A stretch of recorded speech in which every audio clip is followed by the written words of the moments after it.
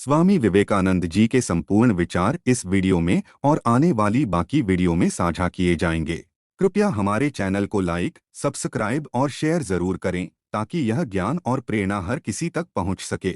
स्वामी विवेकानंद का 11 सितंबर 1893 को शिकागो में आयोजित विश्व धर्म महासभा में दिया गया भाषण धार्मिक संवाद और भारतीय आध्यात्मिकता के प्रचार में ऐतिहासिक माना जाता है। ये भाषण इस प्रकार है: sisters and brothers of America, मुझे अपार आनंद और अभिव्यक्ति से परे खुशी हो रही है कि मैं आपके द्वारा दिए गए इस गर्मजोशी भरे और हार्दिक स्वागत के जवाब में बोलने के लिए खड़ा हूँ। मैं आपको दुनिया के सबसे प्राचीन सन्यासियों के आदेश की ओर से धन्यवाद देता हूँ। मैं आपको धर्मों की जननी के नाम पर धन्यवाद देता हूँ और मैं आपको लाखों करोड़ों हिंदू लोगों के सभी वर्गों और संप्रदायों के नाम पर धन्यवाद देता हूँ। मैं उन वक्ताओं का भी आभार व्यक्त करता हूँ जिन्होंने इस मंच पर यह बताया कि दूरदराज के देशों से आए ये प्रतिनिधि सहिष्णुता का विचार विभिन्न भूमि तक पहुँचाने का सम्मान पाने का दावा कर सकते हैं। मुझे गर्व है कि मैं ऐसे धर्म से हूँ जिसने दुनिया को सहिष्णुता और सार्वभौमिक स्वीकृति दोनों सिखाई है। हम न केवल सार्वभौमिक सहिष्णुता में विश्वास करते हैं बल्कि हम सभी धर्मों को सत्य के रूप में स्वीकार करते हैं। मुझे गर्व है कि मैं उस राष्ट्र का हिस्सा हूं जिसने सभी धर्मों और सभी राष्ट्रों के सताए हुए और शरणार्थियों को आश्रय दिया है। मुझे गर्व है कि मैं आपको यह बता सकता हूं कि हमने अपने हृदय में यहूदियों के उस शुद्धतम अवशेष को अपनाया जो दक्षिण भारत आए और उसी वर्ष हमारे साथ शरण ली जिस वर्ष उनके पवित्र मंदिर को रोमन अत्याचार के द्वारा नष्ट कर दिया गया था। मुझे गर्व है कि मैं उस धर्म से हूँ जिसने महान पारसी राष्ट्र के अवशेषों को आश्रय दिया और अब भी उनका पोषण कर रहा है। मैं आपको भाइयों अपने बचपन से याद किए गए एक भजन की कुछ पंक्तियां उद्धृत करूंगा जिसे हर दिन लाखों लोग दोहराते हैं। जैसे विभिन्न स्थानों से निकलने वाली अलग अलग नदियां समुद्र में जाकर मिल जाती हैं, वैसे ही हे प्रभु, मनुष्यों द्वारा विभिन्न प्रवृत्तियों के कारण लिए गए अलग अलग रास्ते, चाहे वे टेढ़मेढ़े हों या सीधे, अंततः तुझ तक ही पहुँचते हैं। यह वर्तमान सम्मेलन, जो अब तक की सबसे भव्य सभाओं में से एक है, स्वयं में एक प्रतिपादन और घोषणा है दुनिया के लिए गीता में प्रचारित उस अद्भुत सिद्धांत का, जो कोई भी मेरे पास आता है किसी भी रूप में, मैं उसे स्वीकार करता हूँ।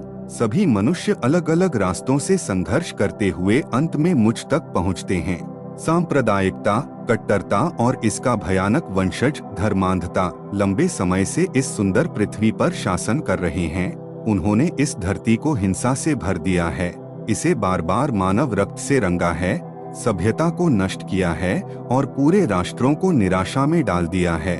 अगर इन भयानक दानवों का अस्तित्व नहीं होता तो मानव समाज अब तक कहीं अधिक उन्नत होता, लेकिन अब उनका समय समाप्त हो गया है।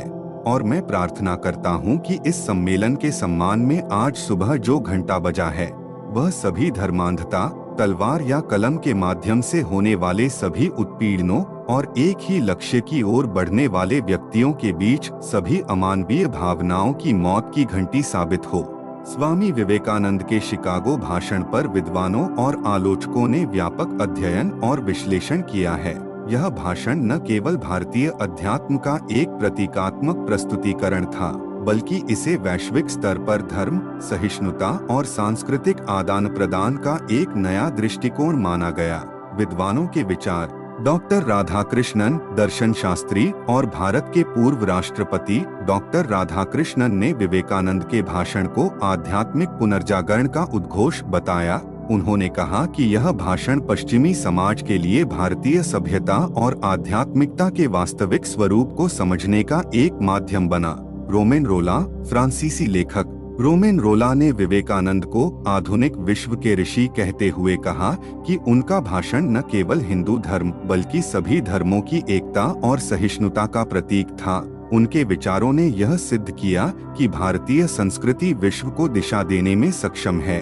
अर्नेस्ट वुड, हिंदू धर्म के पश्चिमी अध्येता अर्नेस्ट वुड ने लिखा कि विवेकानंद का भाषण केवल भाषण नहीं बल्कि विश्व के लिए एक चुनौती थी कि वे धर्मांधता और कट्टरता से ऊपर उठें। उनके विचारों ने पश्चिमी देशों में धर्म और विज्ञान के बीच संतुलन की जरूरत को उजागर किया। गांधी जी ने विवेकानंद को भारतीय आत्मा का प्रतिनिधि माना।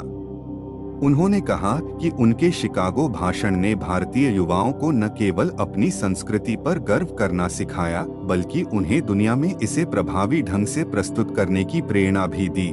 विल डुरांट, इतिहासकार डुरांट ने विवेकानंद के शिकागो भाषण को सभ्यता के इतिहास में एक ऐसा क्षण बताया जिसने पूर्व और पश्चिम के बीच संवाद का मार्ग प्रशस्त किया। नई जगह, अलग भाषा और इतने बड़े मंच पर बोलने का अनुभव उनके लिए नया था। उन्हें इस बात की चिंता थी कि वे अपने विचारों को सही तरीके से लोगों तक पहुंचा पाएंगे या नहीं। विवेकानंद अपने गुरु श्री रामकृष्ण परमहंस और मां काली में गहरी श्रद्धा रखते थे। उन्होंने ध्यान और प्रार्थना के जरिए खुद को शांत और आत्मविश्वास से भर लिया। स्वामी जी को यह एहसास था कि वे सिर्फ अपने लिए नहीं, बल्कि भारत और उसकी महान संस्कृति का प्रतिनिधित्व कर रहे हैं। यह जिम्मेदारी उन्हें ताकत और हिम्मत देती थी।